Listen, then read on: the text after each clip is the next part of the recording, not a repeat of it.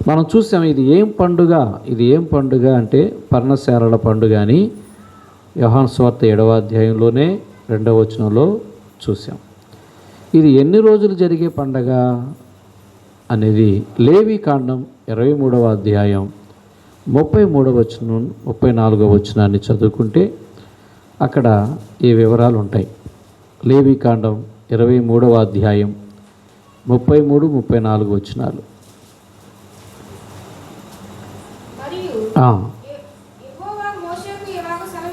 యెహోవా మోషేతో ఎలాగూ సెలవిచ్చాను, నీవు ఇశ్రాయేలుతో ఇట్లనుము, 7వ నెల 15వ రోజున మొదలుకొని 7 రోజుల వరకు యెహోవాకు పర్ణశాలల పండుగను జరపాలి. ఎన్ని రోజులు? ఇప్పుడు 7 రోజులు. ఇప్పుడు యేసుప్రభు ఏ రోజు లేచి నిలబడి బిగ్గరగా అరిచి నా దగ్గరికి రండి అంటున్నాడు? అది సంగతి. అంత్య దినమున అంటే పండగలో చివరి రోజున. చివరి రోజు అంటే 7వ రోజు. ఎన్ని రోజులు జరుగుతుంది పండగ అంటే 7 రోజులు. ద్వితీయోపదేశకాండంలో 16వ అధ్యాయం 13వ వచనంలో దీన్ని ఎలాగా ఇదేం పండగలాగా చెప్పారో చూద్దాం. ద్వితీయోపదేశకాండం 16వ అధ్యాయం 13వ వచనం. మీ కళ్ళెములో నుండి ధాన్యమును, మీ తొట్టిలో నుండి రసమును సమకూర్చినప్పుడు పర్ణశాలల పండుగను 7 దినములు ఆచరించాలి. సంక్రాంతి పండుగలాగే మీ పొలంలో పని అయిపోయిన తర్వాత అవి కూర్చుకున్న తర్వాత వాళ్ళకి ద్రాక్ష తోటలు అయితే ద్రాక్ష తోటలు అలాగ అవి చేసుకున్నప్పుడు వీటన్నిటితో మీరు ఏం చేసుకోవాలంటే ఈ పండుగను పర్ణశాలల పండుగను చేసుకోవాలి. ఇక లేవీకాండంలో 23వ అధ్యాయం 42వ వచనంలో నేను చెప్పేశాను. ఆ రోజు ప్రత్యేకంగా గుడారాలు వేసుకుంటారాలండి. సరే చూడండి, మీకు ఒకటి లేఖనాలు చూస్తే అర్థమవుతాయి. లేవీకాండం 23వ అధ్యాయం 42వ వచనం. తర్వాత మన ద్వితీయోపదేశకాండంలో కూడా మనం చూస్తాం. నేను ఐగుప్తులో నుండి ఇశ్రాయేలు ప్రజలను రప్పించినప్పుడు వారిని నేను పర్ణశాలలో నివసింపచేసి తినని ఈ జనులు తెలుసుకొనేటట్లు 7 రోజులు మీరు పర్ణశాలలోనే నివసించాలి.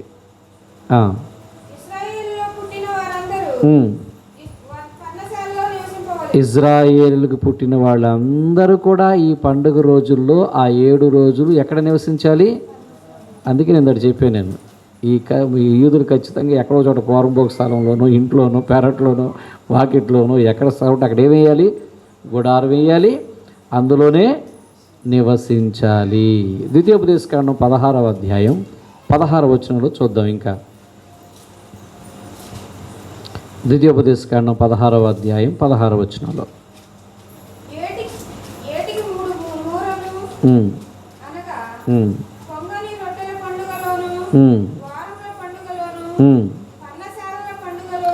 మూడు పండుగల గురించి చెప్పారు. అందులో పర్ణశాల పండుగ. ఇవి ప్రాముఖ్యమైన పండుగలు కూడా 7 ఉన్నాయి. అలాగే 7 పండుగలు ఉన్నాయి. అందులో చాలా కంపల్సరీ ప్రాముఖ్యమైనవి, ఇంకా బెస్ట్ ఏంటంటే ఖచ్చితంగా ఏంటంటే ఇక 3 పండుగలు. ఇందులో పర్ణశాల పండుగ ఒకటి ఉంది.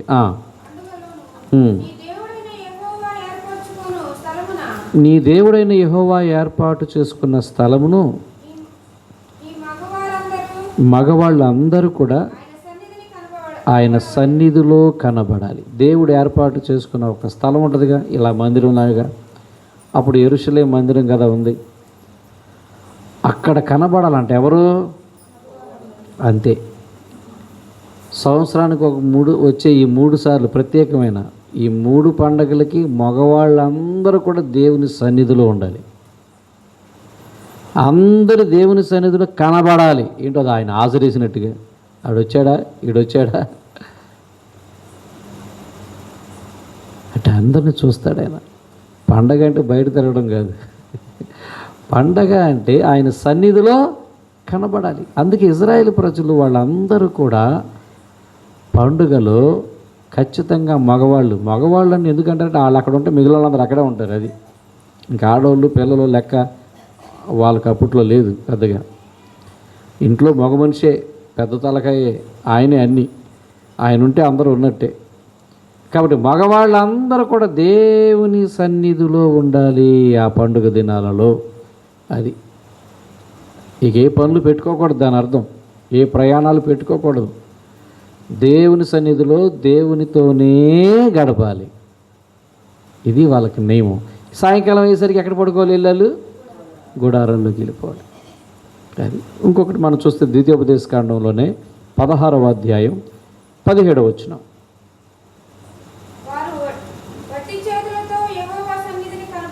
వాళ్ళు ఎలా రావాలి యెహోవా సన్నిధికి అంటే వట్టి చేతులతో రాకూడదు.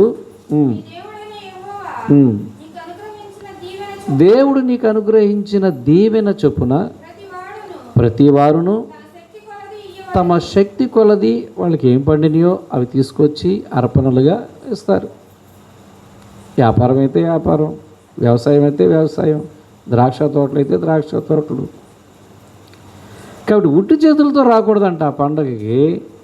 ప్రభుకి అర్పణలుగా ఏవో ఒకటి తమ శక్తి కొలది మనస్ఫూర్తిగా, ఇక్కడేం బలవంతం ఏమి ఉండదు, మనస్ఫూర్తిగా వాళ్ళు తీసుకొచ్చి ప్రభు సన్నిధిలో అవి ఇవ్వాలి. ఇక యెజ్రా గ్రంథంలో మనం చూస్తే, యెజ్రా గ్రంథంలో చూస్తే 3వ అధ్యాయం 4వ వచనంలో ఆ 7 రోజులు కూడా వాళ్ళు కొన్ని బలులు అర్పిస్తూ ఉండేవాళ్ళు. చూస్తారా ఏమన్నా? యెజ్రా గ్రంథం 3వ అధ్యాయం 4వ వచనంలో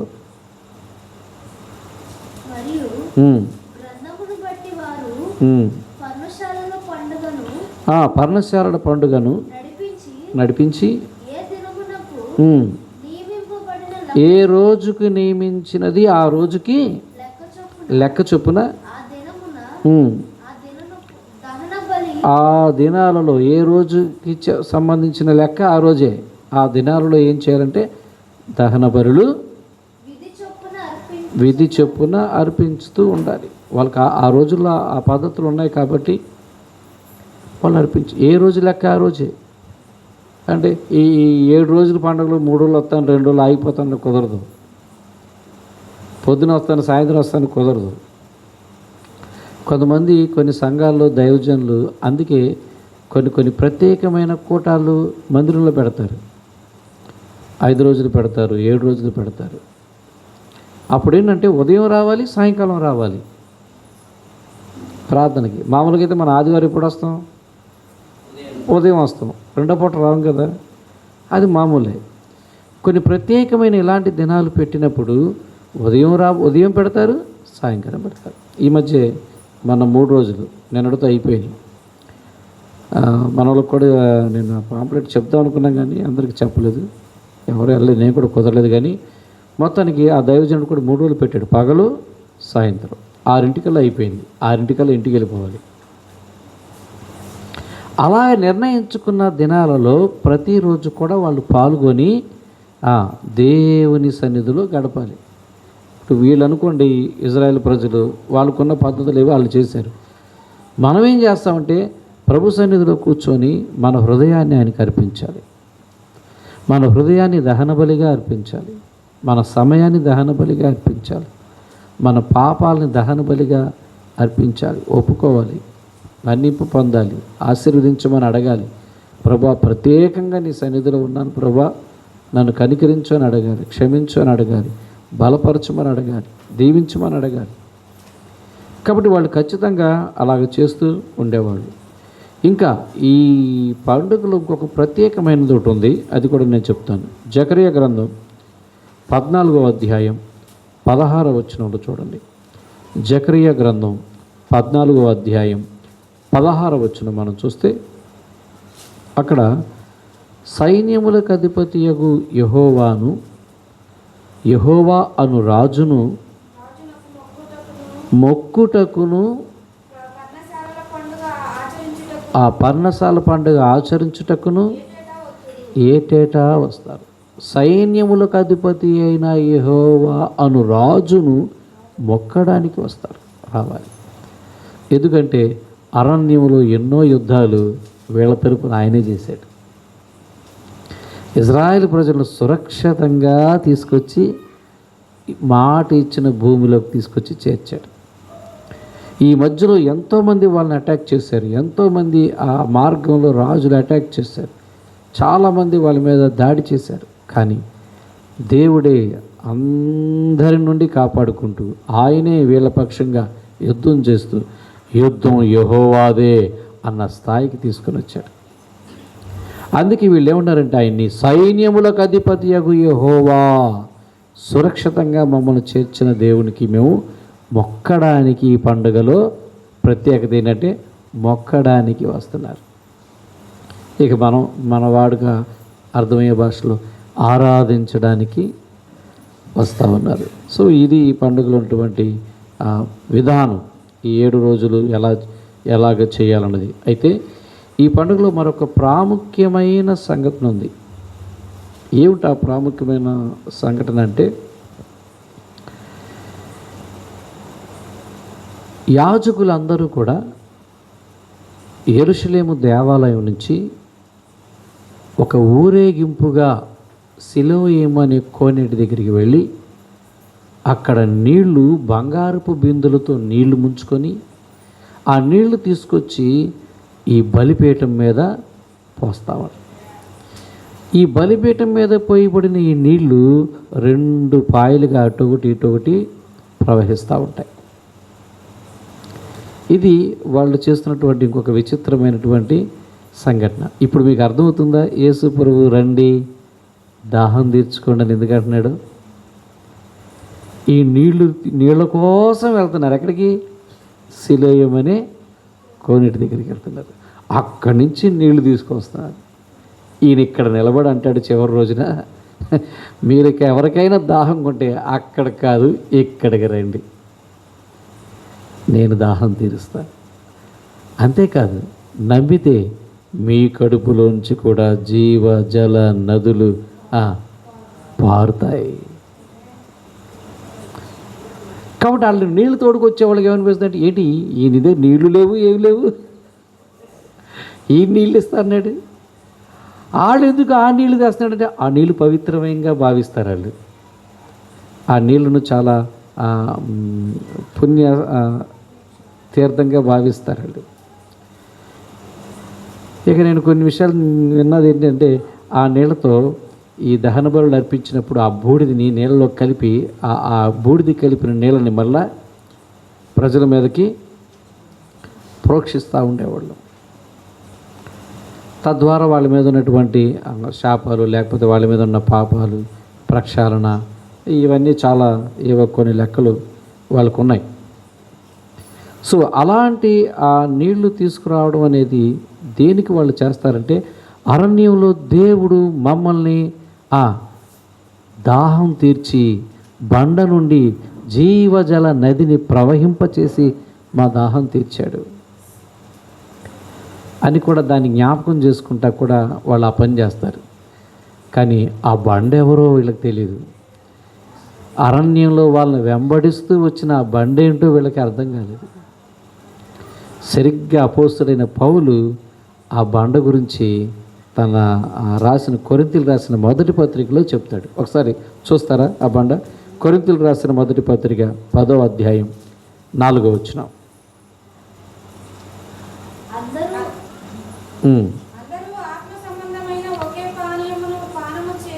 అందరూ ఆత్మ సంబంధమైన ఒకే నీళ్లు తాగారు. ఎక్కడ? అరణ్యంలో 40 సంవత్సరాలు బండ నుండి ప్రవహించిన నీళ్లు.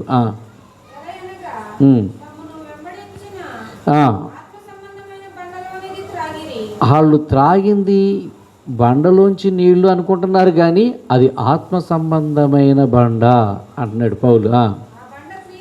ఆ బండ ఎవరో కాదు నాయన, ఆ రాయి, ఆ శిల ఎవరో కాదు, క్రీస్తే. అంటే క్రీస్తు ఏం చేస్తున్నాడు? వాళ్ళని వెంబడిస్తున్నాడు. క్రీస్తు పలు రకాలుగా వాళ్ళని వెంబడిస్తూ వాళ్ళ అక్కర్లు, వాళ్ళ అవసరాలు తీరుస్తున్నాడు. దేవుడు వాగ్దానం చేసిన దేవుడు, నమ్మదగిన దేవుడు కనుక, తన వాగ్దానాన్ని నెరవేర్చుకునే దేవుడు కనుక, తను మాట ఇస్తే తప్పని వాడు కనుక ఆయనే వారిని సంరక్షించుకుంటూ నడిపించుకుంటూ ప్రతి అక్కర్లు తీర్చుకుంటూ వారి యొక్క జీవిత ప్రయాణంలో ఆయన వెన్నంటూ తోడుగా ఉన్నాడు. వాళ్ళు రాయి అనుకున్నారు, కాదు, అది క్రీస్తు.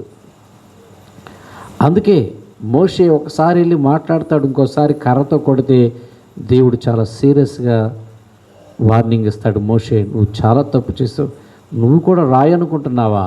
అయ్యో, ఆయన ఎవరో తెలుసా? మనల్ని వెంబడిస్తున్న బండ. ఆయన మనల్ని వెంబడిస్తున్న క్రీస్తు. నువ్వు దేవుణ్ణి కర్రతో కొట్టే ప్రయత్నం చేశావు. సో అందుకే అక్కడ ఆయనకి వాగ్దాన భూమికి చేరలేదు. ఇక ఆ విషయాలన్నీ కూడా వేరే విషయాలు. సో ఇక్కడ ఇంకొక గొప్ప విషయం ఏంటంటే, ఈ సిలోయేము నీళ్లు ఎందుకు వాళ్ళు దాన్ని పవిత్రంగా గొప్పగా చూస్తారు అంటే, ఇక్కడ ఇంకొక హిస్టరీ ఉంది, చరిత్ర ఉంది. ఏదోను తోటలో దేవుడు మొట్టమొదట మనిషిని చేశాడు కదా, ఆదాముని అవ్వని చేశారు కదా. వీళ్ళని చేసి ఎక్కడ పెట్టాడంటే ఏదోను తోటలో పెట్టాడు. ఈ భూమి మీద ఏదోను తోట అనేది ఒకప్పుడు ఉండేది. నోవాహు జల ప్రళయంతో మొత్తం కనబడకుండా కలిసిపోయింది. అయితే చాలామందికి ఒక బలమైన ఆధారం, నమ్మకం, విశ్వాసం ఏంటంటే, బైబిల్లో చెప్తున్నట్టుగా, బైబిల్లో దేవుడు రాయించినట్టుగా ఆ తోటలో నుండి 4 నదులు ప్రవహిస్తాయి అన్నాడు. 4 నదులు, అవునా? లేదంటే ఒకసారి మన ఆదికాండం 2వ అధ్యాయం 13వ వచనం ఒకసారి చూడండి. 4 నదుల్లో 2వ నది పేరు అమ్మా గీహోను అనే ఒక నది. సో ఈ గీహోను నది రాను రాను రాను రాను, అది ఎప్పుడో కదా దాని పేరు, రాను రాను మోషే టైంలో, మోషే రాశాడు కాబట్టి ఆ టైంలో రాను రాను రాను రాను, ఇది చాలా కాలం తర్వాత ఇది మించుమించుగా మోషే కాలానికి కూడా జరిగిందైతే ఎప్పుడో కాబట్టి నైలు నదిగా కూడా పిలువబడింది. నైలు నదిగా కూడా పిలిచారు. ఇది ఐగుప్తు దేశం మీదకి అలా తూర్పు వైపుకి అలా ప్రవహిస్తూ చుడుతుందన్నమాట. సో ఒకానొక సమయంలో ఈ నీళ్లు యూదులు, ఇజ్రాయేల్ ప్రజలకు అందకూడదని, వాళ్ళు తాగకూడదని కొంతమంది ఆ రోజుల్లో ఉన్న శత్రువులు ఏం చేశారంటే, వీళ్ళకి నీళ్లు లేకుండా వెళితే వీళ్ళు చచ్చిపోతారు అని దాన్ని మూసేశారంట కొంతమంది రాజులు. సరిగ్గా రాజైన హిజ్కియా రాజుగా ఉన్నప్పుడు, ఇజ్రాయెల్ ప్రజలకి హిజ్కియా రాజుగా ఉన్నప్పుడు అతడు చేసిన గొప్ప పని ఏంటంటే, మరలా వారిని జయించి ఓడించి ఆ బంధించినటువంటి ఆ యొక్క ప్రవాహాన్ని మన భాషలో చెప్పాలంటే గండి కొట్టాడు. గండి ఎలా కొట్టాడంటే మనలా పారత తవ్విన గండి కదా, అది ఒక స్వరంగమే తవ్వించాడంట. అంతకుముందు కొంతమంది కొంతకాలం తవ్వారు దాన్ని, అది పనిచేసింది. తర్వాత ఈయన ఏం చేశాడు, దాన్ని మరలా క్లియర్ చేసి ఆ గండి కొట్టి ఆ నీళ్లు, ఏది ఎక్కడి నుంచి వస్తున్న నీళ్ళు, ఇవి ఏదోను తోటలో నుండి వస్తున్న నీళ్లు, ఆ 4 నదుల్లో ఒకటైన ఒక నది. ఆ నీళ్లు సరిగ్గా ఆ యొక్క గృహంలో నుంచి, లేకపోతే ఆ స్వరంగంలోంచి ఈ యెరూషలేములోకి వచ్చి సిలోయీం అనే కోనేటిలో పడతాయి. అక్కడి నుంచి వేరే చోటకి మళ్ళీ వెళ్ళిపోతాయి. ఇటు వస్తూ ఉంటాయి, అడిపోతూ ఉంటాయి. సో అందుకే ఆ నీళ్లను వాళ్ళు అంత స్పెషల్గా చూస్తారు. ప్రత్యేకంగా చూడడానికి, కొన్ని పవిత్రమైన కార్యక్రమాలకి ఆ నీళ్ళనే వాళ్ళు వాడడానికి అది కారణం. సో ఇది ఎక్కడండి, ఇది ఇలాగ ఉందా అని మీరు అనుమానంగా ఉంటే ఏం పర్లేదు, చూడొచ్చు. కొన్ని లేఖనాలు చాలా దగ్గరగా మనకి చూపిస్తూ ఉన్నాయి. ఉదాహరణకి రాజుల 2వ గ్రంథం 20వ అధ్యాయం 20వ వచనం చూడండి, కొంతవరకు మనకు అర్థమైపోద్ది. రాజుల 2వ గ్రంథం 20వ అధ్యాయం 20వ వచనం.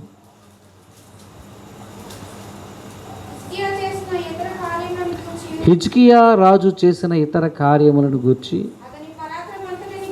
అతని యొక్క పరాక్రమము అంతటిని గూర్చి,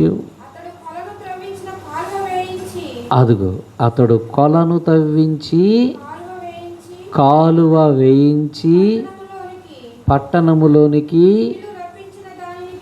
నీళ్లు రప్పించిన దానిని గూర్చియు యూదా రాజుల వృత్తాంత గ్రంథమందు రాశారు. ఇంకా దాని గురించి మనం చూడాలంటే చదవక్కర్లేదు, కానీ మీకు చెప్తాను. దినవృత్తాంతాల గ్రంథంలో 32వ అధ్యాయం చదివితే అక్కడ దీని గురించి ఇంకా కొన్ని విషయాలు ఉన్నాయి. సో అందుకే ఈ పండుగలో స్పెషల్ ఏంటంటే వాటర్. ఈ పండుగలో స్పెషల్ ఏంటంటే ప్రత్యేకమైన కార్యక్రమం నీళ్లు దిమ్మరించడం. ఈ పండుగలో ఉన్న ప్రత్యేకత ఏంటంటే నీళ్లను జాగ్రత్తగా తీసుకురావడం, గొప్పగా భావించి బంగారు, అందుకే ఆ బిందులు కూడా మామూలు బిందులు కాదంటాయి, బంగారపు బిందుల్లో అవి తీసుకొచ్చి యెరూషలేము మరి దేవాలయం దగ్గర తీసుకొచ్చి ఊరేగింపుతో వెళ్ళి వచ్చి బలిపీఠ మీద పోస్తూ ఉంటాడు. ఇదంతా చూసి ఊరి ఆ నీళ్ళ కోసం మీరు అల్లాడిపోతున్నారా, నేను ఇస్తానురా మీకు నీళ్ళు, మీకు ఎవరికైనా దాహంగా ఉందా నా దగ్గరికి రండి అంటున్నారు. అంటే వాళ్ళు ఏంటంటే ఇలాంటి ఒక పవిత్రమైన కార్యం చేయడం ద్వారా ఇజ్రాయెల్ ప్రజలు వాళ్ళు ఏం ఆశిస్తున్నారంటే, ఇదిగో ఒకరోజు మెస్సయ్య, మనం ఎదురు చూస్తున్న మెస్సయ్య వస్తాడు, వచ్చాక మన దాహం అంతా తీరుస్తాడు. ఏమిటి వాళ్ళకున్న దాహం? రాజ్యదాహం, రాజ్యాధికారం అనే దాహం. అప్పటికి వాళ్ళు రోమీల పాలన కింద ఉన్నారు, పన్ను కడతా బ్రతుకుతున్నారు. ఆయన వస్తే ఈ రోమీలనేంటి ఇంకోళ్ళేంటి ఈ ప్రపంచాన్నే తన గుప్పెట్లో పెట్టుకుంటాడు. ఆయన ప్రపంచాన్నే జయించే జయశాలి మెస్సయ్య. ఆ మెస్సయ్యకు వస్తాడని నమ్మకంతో ఆ దాహంతో వాళ్ళు ఈ పని అంతా చేస్తారు. కానీ వచ్చాడు మెస్సయ్య, పుట్టాడు మెస్సయ్య, అక్కడే ఉన్నాడు మెస్సయ్య, కానీ వాళ్ళకి గ్రహింపుకు రాల. ఎందుకంటే వాళ్ళు ఊహించింది వేరు, వాళ్ళు అనుకున్నది వేరు, వాళ్ళకి చేసిన వాగ్దానం వేరు, అంటే వాళ్ళతో చెప్పిన విషయాలన్నీ వేరు. వాళ్ళు దానికంటే ముందు ఏం జరుగుద్దో మర్చిపోయారు, ఆ వెనక జరిగేదాన్ని మనసులో పెట్టుకున్నారు. ఆ వెనక జరిగేది ముందు జరగాలని చూస్తున్నారు వాళ్ళు, దానికంటే ముందు జరగాల్సిన విషయాన్ని మర్చిపోయారు. ఏంటి దానికంటే ముందు ఏం జరగాలి? మనిషి కుమారుడు రావాలి, ఆయన మరణించాలి, శ్రమను అనుభవించాలి, ఆయన ప్రకటించాలి, మనుషుల మీద ఉన్న శాపాన్ని తన మరణం ద్వారా తన రక్తం ద్వారా తొలగించాలి, వాళ్ళని తన రక్తంతో పవిత్రులను చేయాలి. ఆ తర్వాత ఆయన జరిగే కార్యక్రమం అంతా వేరు. కానీ వీళ్ళకి అది గుర్తులేదు, ఆయన వస్తాడు, మాట ఇచ్చిన దేవుడు తప్పడు, తప్పకుండా యేసు రెండవ రాకడలో వచ్చే తీరుతాడు. చప్పట్లు కొట్టండి. ఆయన రెండవ రాకడలో ఎందుకు వస్తాడంటే, మాట ఇచ్చిన యూదుల మధ్య ఇజ్రాయేల్ ప్రజలందరినీ ఒక చోటకు చేరుస్తాడు. అక్కడ ఆయన ఒలీవ పర్వతం మీద దిగుతాడు, ఆయన రాజ్యాన్ని ఏళ్తాడు, సమస్త భూరాజులు ఆయన దగ్గరికి వస్తారు. అప్పుడు ప్రపంచాన్ని ఏళ్తాడు. దాన్ని 1000 ఏండ్ల పరిపాలన అంటారు కొంతమంది. అది వాగ్దానం చేసిన ప్రజలతో ఆయన జీవించే సంవత్సరాలు. ఇంకా అప్పటికి ప్రపంచంలో రక్షణ పొందని వారు ఆ సమయంలో కూడా వాళ్ళు కూడా ఉండేటువంటి వాతావరణం, ఆ పరిస్థితి అంతా కూడా. కాబట్టి అలాంటి ఈ పండుగలు ఆయన ఏం పిలుస్తుంటే, రండి నా దగ్గరికి వచ్చి మీరు దాహం తీర్చుకోండి. అప్పుడు వాళ్ళకి అర్థమవుతూ ఉంటుంది. నేను ఆ అధ్యాయం అంతా చదివితే నాకు అర్థమైన కొన్ని విషయాలు మీతో పంచుకుంటా, ఇవన్నీ చదివించలేను. కొంతమంది ఈయన మాటలు విని గట్టిగా అరుస్తున్నాడంట కదా. ఇందాక మీరు చదివారు ఆ మాట యోహాను సువార్తలో, మామూలుగా కాదు, బిగ్గరగా అరిసి పిలుస్తున్నాడు, ఒరేయ్ రండిరా, మీకు ఎవరికైనా దాహం ఉంటే నా దగ్గరికి రండి, నేను దాహం తీరుస్తాను అన్నట్టుగా గట్టిగా అరిచాడంట ఆయన. గట్టిగా అరిచాడు. ఎంత ఆవేశంగా అరుస్తున్నాడు, ఎంత గట్టిగా.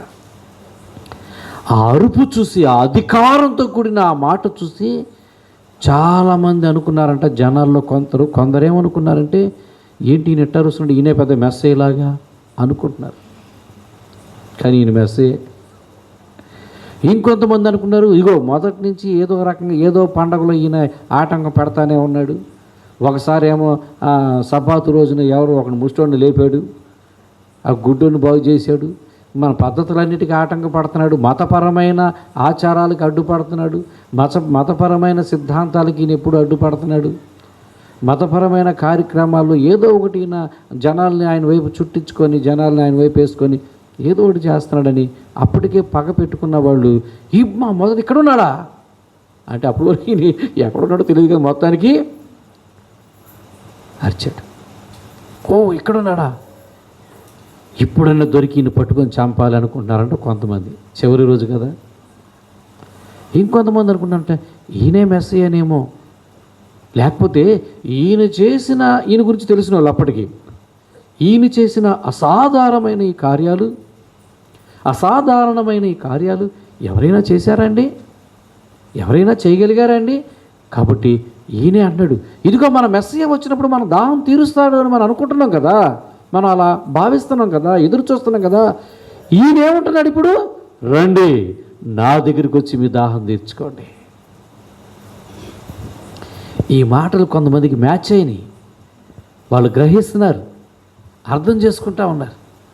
ఇంకొంతమంది ఎప్పుడు ఈయన ఏదో ఒకటి ఇలాంటి ఒక వివాదం మాట్లాడతాడు, అదేదో గొడవ అవుతూ ఉంటుంది అని కొంతమంది అలాగున్నారు. ఈయన చెబుతున్న ఇంకొక మాట, అంతేకాదు, నా యందు విశ్వాసం ఉంచిన వారి యొక్క వారు కడుపులో నుండి జీవ జల నదులు పారును. ఇంకా ప్రవచనాలు కూడా ఏం చెప్తున్నాయో అది కూడా మీకు కొద్దిగా జ్ఞాపకం చేస్తాను. ఒకసారి మీరు యెహెజ్కేలు గ్రంథం 47వ అధ్యాయం మొదటి వచనం, యెహెజ్కేలు గ్రంథం 47వ అధ్యాయం మొదటి వచనం ఒకసారి మీరు చదవగలిగితే ఓ చక్కటి మాట ఉంటుంది. ప్రవక్తలు ఏం చెప్పారు? అతడు మందిరపు గుమ్మమునకు నన్ను తోడుకొని వచ్చాను. మందిరమేమో తూర్పు ముఖంగా ఉందంట. నేను చూడగా మందిరపు గడప కింద నుండి నీళ్లు ఉబికి తూర్పుగా పారుచుండెను. ఆ నీళ్లు బలిపీఠమునకు దక్షిణముగా కుడి పక్కనుగా అలా పారుతూ ఉన్నాయి. గుమ్మం కింద నుంచి ఏమొస్తుందంట? నీళ్లు ఊరతాయి అని ఆ రోజు ఆ ప్రవక్త అయిన యెహెజ్కేలు చెప్తా ఉన్నాడు. నేను అనుకున్నాను, కరెక్ట్గా ఈ పండగలో చివరి దినాన యేసు ప్రభు గుమ్మం దగ్గర నిలబడి అందరిని చూసి బిగ్గరగా అరిచి, రండి నా దగ్గరికి రండి, మీకు దాహం తీరుస్తానన్నాడు. చూసా లేఖనాలు ఇది కూడా ఇటు ఈయన గుమ్మం దగ్గరే వెళ్ళి అరుస్తున్నాడు. ఆయన ప్రవక్త ఏం చెప్పాడు? గుమ్మం దగ్గర నుంచి నీళ్లు పారుతాయి అంటున్నాడు. ఈయన గుమ్మం దగ్గర నుంచి నీళ్లు దాహం కొనాలు రమ్మంటున్నారు. ఎన్ని మాటలు అంటే ఆ ప్రవహించే నీళ్ళ గురించి, ఆధ్యాత్మికంగా ప్రవహించే ఆ నీళ్ళ గురించి యెహెజ్కేలు ఎన్ని చెప్పాడంటే మీరు ఆశ్చర్యపోతారు. మీరు చదువుతారంటే అక్కడే చదవండి, మీకు కొన్ని వచనాలు చూపిస్తాను. 8వ వచనం చదవండి, అక్కడ 47వ అధ్యాయంలో యెహెజ్కేలు గ్రంథం. ఈ నీళ్లు ఉబికి తూర్పుగానున్న ప్రదేశమునకు పారి సముద్రంలో పడిపోతాయి అంటాయి. అప్పుడు సముద్రం నీళ్ళన్నీ కూడా ఏమైపోతాయి? మంచి నీళ్ళు అయిపోతాయి అన్నాడు. నిజంగా నీళ్ళు అనుకున్నారు. యేసు ప్రభు చెప్తున్న నీళ్ళు, యేసు ప్రభు ఇస్తానన్న నీళ్ళు. యేసు ప్రభు అంటున్నాడే మీ కడుపులో నుంచి పారుతుందని ఆ నీళ్ళ గురించి చెప్తున్నాడు. ఇది అక్కడ నుంచి ప్రవహిస్తే సముద్రంలో పడితే సముద్రం నీళ్ళన్నీ మంచి అయిపోతాయి అంట. ఇదొకటి మనసులో పెట్టుకోండి. చివరిలో మీకు చెప్తా. 10వ వచనం చదవమ్మా. అది 9వ వచనం చదువు. వడిగా పారే ఈ నది వచ్చే చోట్లల్లా జలచరములన్నీ బ్రతుకుతాయి. ఈ నీళ్లు ఎక్కడికి పారితే అక్కడున్న జీవాలు, జలచరాలు బ్రతుకుతాయి. 10వ వచనం కూడా చదువు.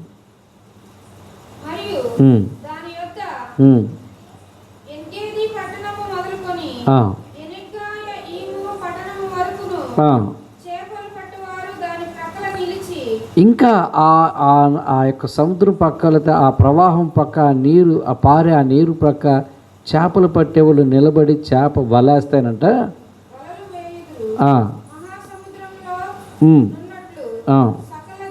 సకల జాతి చేపలు ఆ వేసిన వాళ్ళలో పడతాయంట.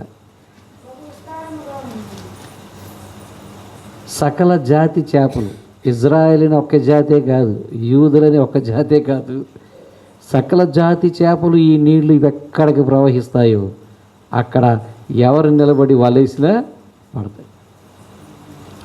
ఇంకా విషయం క్లియర్గా దగ్గరగా చెప్పేస్తాను. జకరియా గ్రంథం 14వ అధ్యాయం 8వ వచనం ఒకసారి చదవండి. జకరియా గ్రంథం 14వ అధ్యాయం 8వ వచనం. ఆ దినములలో ఆ దినములలో జీవజలములు ఎక్కడ నుండి యెరూషలేములో నుండి పారి సగం తూర్పు సముద్రానికి, సగం పడమర సముద్రానికి, ఇక అన్ని చోట్ల పారుతుంది. చాలు. ఎక్కడి నుంచి పారుతుంది ఇది? యెరూషలేములో నుండి. ఇప్పుడు మీకు అర్థమవుతుందా? ఆ జీవ జలం ఏంటంటే యేసు ప్రభువే, ఆయన సువార్తే, మీరు అన్నట్టుగా ఆయన ఆత్మకార్యమే. అది ఎక్కడికి పారితే అక్కడ మంచిగా అయిపోతుంది. అది సముద్రంలో పడిందంటే దాని అర్థం ఏంటంటే యెరూషలేము అనే ఆ దేశంలోంచి, ఆ ప్రజల మధ్యలోంచి, యూదా జాతిలో నుండి అది ప్రపంచంలోకి వచ్చినట్టు. లోకము అంటే వాక్యం చెప్తుంది ప్రపంచము అని. సముద్రం అంటే ప్రపంచము. సముద్రంలో పడిందంటే సముద్రం ఏంటి? ఓ పక్కన చిన్న చెరువులాగా ఉంటుంది ఏంటి?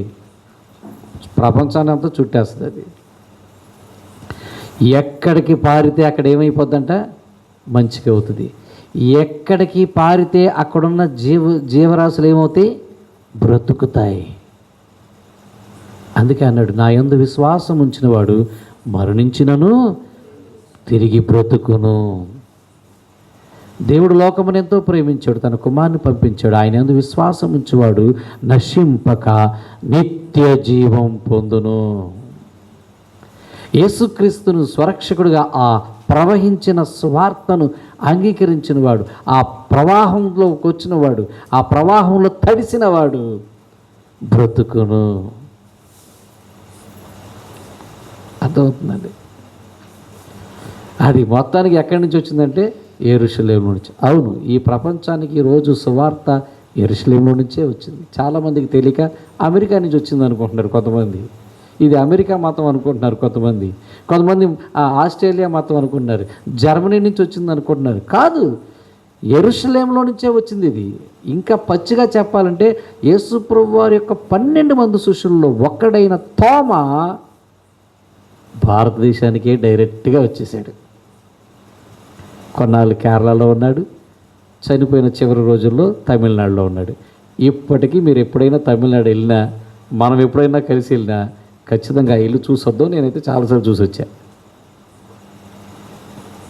ఆ ప్రాంతం చూసారా? కాబట్టి ఇది విదేశీ మతం అంటాక లేదు, ఇది అమెరికా నుంచి వచ్చిందంటాక లేదు. అసలు నిజం చెప్పాలంటే మన దేశానికి సువార్త వచ్చిన చాలా సంవత్సరాల తర్వాత, ఇంచుమించుగా 400 సంవత్సరాల తర్వాత ఆ దేశాలకు వెళ్ళి మొట్టమొదట ఆయన ఆసియా ఖండంలోనే తిరిగారు. సువార్త మన ఖండానికే వచ్చింది. సాక్షాత్తు యేసుప్రభు శిష్యుడు కూడా మన దేశానికి వచ్చాడు. మనకు వచ్చిన ఎన్నో సంవత్సరాలకి ఆ జీవజల ఊట, ఆ ప్రవాహం మన దేశానికి వచ్చిన ఎన్నో సంవత్సరాలకి కానీ అమెరికాకి వెళ్ళా. అర్థమవుతుందా? నాకు ఇక్కడ ఇంకో విషయం అర్థమైందంటే దేవుడు మన దేశాన్ని ఎంత ప్రేమిస్తున్నాడో. చప్పట్లు కొట్టండి ఒకసారి. దేవుడు మన భారతదేశాన్ని ఎంత ప్రేమిస్తున్నాడంటే ఇంకే దేశాలకు వెళ్లకుండా 12 మంది శిష్యుల్లో ఒకరిని మన దేశానికి డైరెక్ట్గా పంపించాడు.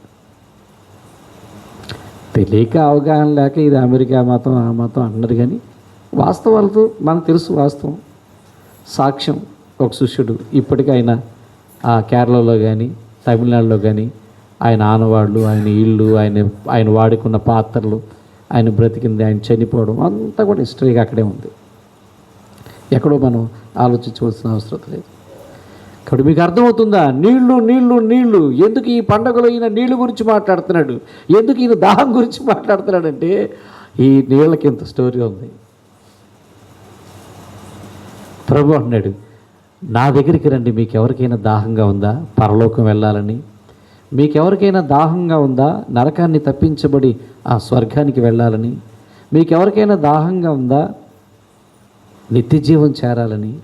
మీకు ఎవరికైనా దాహంగా ఉందా రక్షణ పొందాలని? అది నేనే ఇస్తాను మీకు. నేనే మీకు ఇస్తాను, నేనే మీకు ఇవ్వగలను. ఆయన అందుకే అన్నాడు, నేనే మార్గం, సత్యం, జీవం. చప్పట్లు కొట్టండి ఒకసారి. ఏంటి అందుకే ఆయనే లేచి బిగ్గరగా పిలుస్తున్నాడు. ఎందుకంటే రకరకాలైన ప్రపంచంలో నలుమూలన్న యూదులందరూ వచ్చారు ఆ పండక్కి. ఆయన బిగ్గర కలిసి దాహంగా ఉన్న వాళ్ళందరూ కూడా మీరు ఎక్కడో ఎదురు చూడమాకండి, శిలువ వైపు చూడమాకండి, మెస్ అని ఇంకా అనుకోకండి, ఇక్కడే ఉన్నాను, నా దగ్గరికి రండి, మీకు దాహం తీరుస్తాను. అంతేకాదు, నా యందు విశ్వాసం ఉంచితే మీ కడుపులో నుండి కూడా జీవజల నదులు పారుతాయి. ఈరోజు ఆ యెరూషలేములో ప్రవహించిన ఈ జీవజలం ఎక్కడ దాకా వచ్చిందంటే మన ఊర్లో కూడా వచ్చింది. ఇంకా మన మన మన పంచాయతీలో చాలా ఊర్లోకి వచ్చింది. ఇంకా చెప్పాలంటే ఈ సముద్రం చుట్టేసింది ఇలా వెళ్తే. ఇంత దగ్గరగా ఉన్న ఈ నీళ్లను ఎవరైనా తడుపుకోగలిగితే, ఇంత దగ్గరగా ఉన్న నీళ్లను ఎవరైనా తాకగలిగితే, ఇంత దగ్గరగా ఉన్న నీళ్లను ఎవరైనా తీసుకోగలిగితే, మనం అప్పుడప్పుడు ఏం చేసేవాళ్ళం, నీళ్ళు తీసుకుని నెత్తి మీద చల్లుకునేవాళ్ళం పవిత్ర జలంగా, లేకపోతే శుద్ధి పొందడానికో కదా. ఇది యూదులు వాళ్ళు కూడా అలాగే చేసేవాళ్ళు, ఇజ్రాయేల్ ప్రజలు కూడా అలాగే పాటించేవాళ్ళు. యేసుప్రభు కాలానికి అవన్నీ జరుగుతూనే ఉన్నాయి. ఇప్పుడు ఆ నీళ్లు మన దగ్గరికి వచ్చినాయి. ఆ రోజు దేవుడు గడప గుమ్మం దగ్గర ఉండి దాహంగా ఉన్న వాళ్ళందరూ నా దగ్గరికి రండి అని చెప్తే, ఈరోజు పరిశుద్ధాత్మ దేవుడు ఏం చెప్తున్నాడంటే, ఇదిగో మీ ఊరు వచ్చింది, మీ దగ్గరకు వచ్చింది, ఈ జీవజల నది ప్రవహిస్తూ ఉంది, ఇక్కడ నిలిచింది, అందుబాటులో ఉన్న వాళ్ళందరూ వచ్చి ఈ నీళ్లను అందుకోండి, ఆ యేసయ్యను అందుకోండి. ఆయన మీ దాహం తీర్చే దేవుడు, మీ ఆకలి తీర్చే దేవుడు, మిమ్మల్ని నరకం నుంచి తప్పించే దేవుడు, మీరు చేరుకోవలసిన గమ్యానికి చేర్చే దేవుడు. ఆయనే స్వయాన తానే వచ్చి మనల్ని తీసుకుని వెళ్ళే దేవుడు. ఇంకా చెప్పాలంటే ఆయన ఉండే స్థలంలో మనం కూడా ఉండేలాగునా మన కొరకు అనేకమైన నివాసాలు సిద్ధపరిచేటువంటి దేవుడు. ఇప్పుడు నేను ముగింపుకు వచ్చేస్తాను. యేసుప్రభు అన్న రెండవ మాట మనం చూస్తున్నాం, మీ కడుపులో నుంచి జీవ జల నదులు ప్రవహిస్తాయి. ఆయన ఇచ్చే నది, ఆయన తీర్చే దాహం యెరూషలేము నుంచి ప్రవహించేది. ఇప్పుడు మనం అనుకున్నాం కొన్ని విషయాలు. ఇంకా అసలు లోతుగా వెళ్తే మన కడుపులో నుంచి ఏం పారాలి, ఏమిటి దాని అర్థం ఏంటి అంటే, ఎక్కడ ఎత్తుక్కోకర్లా, అక్కడే ఆయన చెప్పాడు. అదే యోహాను సువార్త 7వ అధ్యాయంలో ఆ మాటలు చెప్తున్నప్పుడే ఆయన దాని క్రిందే చెప్పాడు. చూడండి 37, 38, 39 వచనాలు చదివితే మళ్ళీ ఒకసారి. ఆ పండుగలో మహాదినమైన అంత్యదినమున యేసు నిలిచి, ఎవడైనను దప్పిక కొనిన ఎడల నా యొద్దకు వచ్చి దప్పిక తీర్చుకొనవలనని చెప్తూ, నా యందు విశ్వాసం ఉంచువాడెవడో లేఖనము చెప్పినట్లుగా వాని కడుపులో నుండి జీవజల నదులు పారునని బిగ్గరగా చెప్పెను. ఇక్కడ మీరు వినాలి, తన యందు విశ్వాసముంచువాడు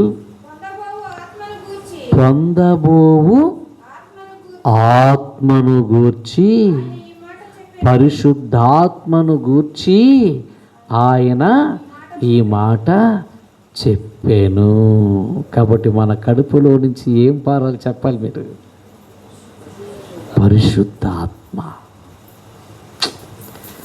అందుకే ఈ దినాల్లో మనం పరిశుద్ధాత్మ మీద ఎక్కువ దృష్టి పెట్టాలి. ఈ దినాల్లో పరిశుద్ధాత్మ కృపా వరాల కోసం మనం ఆపేక్షించాలి. ఈ దినాల్లో పరిశుద్ధాత్మ వరాలతో మనం నింపబడాలి. ఈ దినాల్లో పరిశుద్ధాత్మతో మనం నిండుకోవాలి. మేడపై గదిలో యేసుప్రభువారు మరణించి సమాధి చేపడి 3వ రోజున తిరిగి లేచి 40 రోజులు వాళ్ళతో మాట్లాడుతూ ఇక ఆయన వెళ్ళిపోయే టైంలో చెప్తాడు, మీరు ఎక్కడికి వెళ్ళకండి తొందరపడి, ఎందుకంటే మీలో ప్రవహించేది రాలా. అవి రాకుండా మీరు వెళ్తే ఫలితం ఉండదు. కాబట్టి మీరేం చేయాలంటే యెరూషలేములోనే ఉండి ఎదురు చూడండి అని అన్నాడు. దానికి మేడపై గదిలో ఇంచుమించుగా 120 మంది పరిశుద్ధాత్మ అనే ప్రవాహం కొరకు, ఆ జీవజలం కొరకు ప్రార్థిస్తూ ఉండగా పెంతెకొస్తు పండుగ దినాన దేవుని ఆత్మ దిగి వచ్చింది. అప్పుడు పేతురు కడుపు వాళ్ళందరూ నిండిపోయారు. దేంతో? ఆత్మతో నిండిపోయారు. పరిశుద్ధ ఆత్మతో నిండిపోయి అన్య భాషలు మాట్లాడుతున్నారు కొందరు. ఒక ఆయనైతే లేచి నిలబడి ఏంటేంటో మాట్లాడుతున్నాడు. కానీ ఆ పండుగకు వచ్చినటువంటి అనేక మంది జనాలు వారి వారి సొంత భాషలలో వింటున్నారు. ఆ ఒక్కరోజు జరిగిన అద్భుతం ఏంటో తెలుసా? ఒక్క ప్రసంగం చేశాడు. ఏ భాషలో చేశాడు, ఏ అరుపులు అరిచాడో, ఏ కేకలేసాడో తెలియదు. కానీ ఆ ఒక్క ప్రసంగానికి ఆ రోజు 3,000 మంది ఈ యేసు అనే జీవజల నదిని అందుకున్నారు. వాళ్ళందరూ కూడా బాప్తిజాలు పొందారట. ఎంతమంది? 3,000 మంది. చేపట్లు సప్పగా కొడతారే. అలా మొదలైంది. కాబట్టి ఎవరు నిండుకుంటారో వాళ్ళలో నుంచి అదేమవుతుందంటే ప్రవహిస్తుంది. అందుకే పేతురు అంటాడు, మీరు పొందుకోవడమే కాదు, మీరు నిండుకోవాలి. మీరు పొందబోయే బాప్తిజం ద్వారా పరిశుద్ధాత్మ అనే వరం మీలో వరంగా వస్తాడైనా. వచ్చిన వరంతో మనం ఏమవ్వాలంట? నిండుకోవాలి, నింపుకోవాలి. అందుకే అపోస్తుడైన పౌలు అంటాడు, ఎఫెసీయులకు రాసిన పత్రిక 5వ అధ్యాయం 18వ వచనంలో, మద్యంతో మీరు మత్తిల్లడం వారిని చూశారు. వాళ్ళు ఎలాగా ఫుల్ అయితే ఏమవుతుంది చెప్పండి? మద్యం ఫుల్ అయితే, కడుపులో ఎక్కువైతే ఏమవుతుంది మనిషి? ఇక ఆయన కంట్రోల్లో ఉండడు. అదే అర్థం. ఏం మాట్లాడతాడో తెలియదు. అది ఎక్కేస్తే, ఫుల్గా ఎక్కేస్తే ఇక ఎలాగ విచిత్రంగా ఉంటారో ఆత్మతో. మీరు చదవండి అన్నమాట.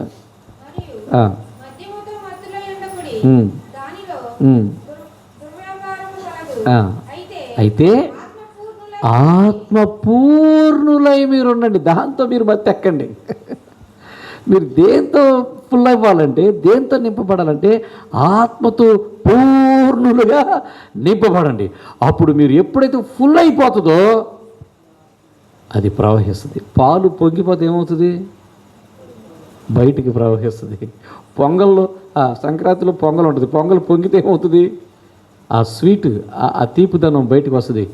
ఆత్మతో మనం నిండుకొని పొంగితే మనలో నుంచి దేవుని ఆత్మ జీవ జల నదులు ప్రవహిస్తాయి. అది ఎలా ప్రవహిస్తాయో మీకు ఒక మాట చెప్తా, లేకపోతే మీకు అర్థం కాదు. ఈ గుర్తుపెట్టుకుని వెళ్ళిపోతారు మీరు.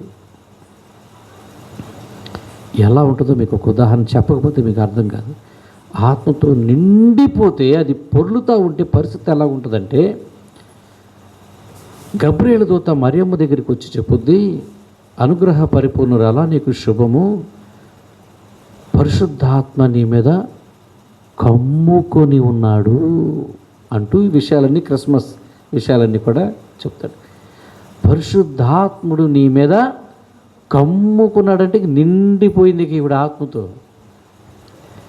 కమ్ముకున్న ఈవిడికి ఒక విషయం చెప్పాడు, నువ్వేం ఆశ్చర్యపడొద్దు, మీ పిన్నో మీ పెద్దమ్మ అవుతుంది మొత్తానికి ఎలిజబెత్, ఆవిడకి విషయం తెలుసా నీకు, ఇప్పుడు ఆవిడకి 6వ నెల. అయ్యా, ఆవిడకి 6వ నెల అంటే ఆవిడ కాటికి కాలు చేపే వయసులో ఉండగా ఆవిడ గర్భం ధరించడం ఏంటి, 6వ నెల ఏంటి అని ఆశ్చర్యపోతాడు.